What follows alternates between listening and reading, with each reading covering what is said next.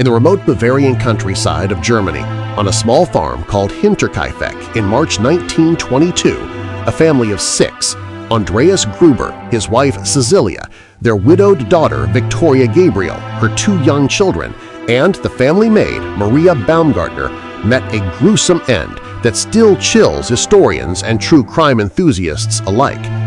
What makes this case not just horrific but unsettlingly bizarre is how it unfolded over days, with the killer seemingly living among the dead.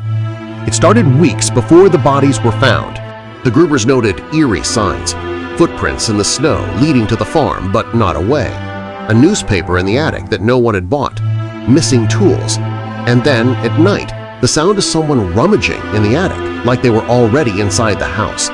Andreas, the stubborn patriarch, dismissed it as wind or animals, even telling neighbors he suspected an intruder but refused to call authorities. He was found later with a pitchfork wound to the jaw, as if silenced mid-sentence. On March 31, the maid Maria arrived for her first day. She lasted hours before fleeing in terror, claiming the house felt haunted. No one listened.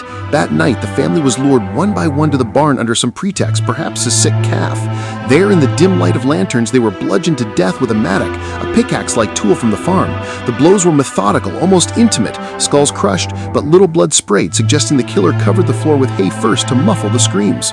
But here's where it turns nightmarish. The bodies weren't discovered until 4 days later, on April 4, when neighbors noticed smoke from the chimney but no activity. Inside the house, the kitchen table was set for a meal, plates, food still fresh. The animals had been fed. The killer had stayed. They slept in the family's beds, ate their food, and even lit the stove for warmth, tending to the living space while the corpses rotted in the barn just yards away. Imagine that, a stranger, or was it, moving through the home like a ghost, undisturbed for nearly a week. Police swarmed the isolated farm, but evidence vanished. The mattock was cleaned and returned to its hook. Footprints melted away by spring thaw. Motive none clear. Robbery didn't fit as valuables were untouched. Rumors swirled. A jilted lover? A vengeful relative? Some whispered of the occult, fueled by local superstitions, and the fact that Andreas had bragged about handling the intruder himself.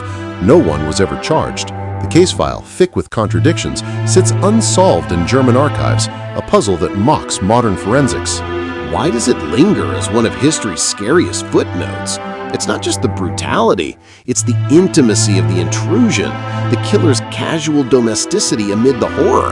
It reminds us that evil doesn't always roar.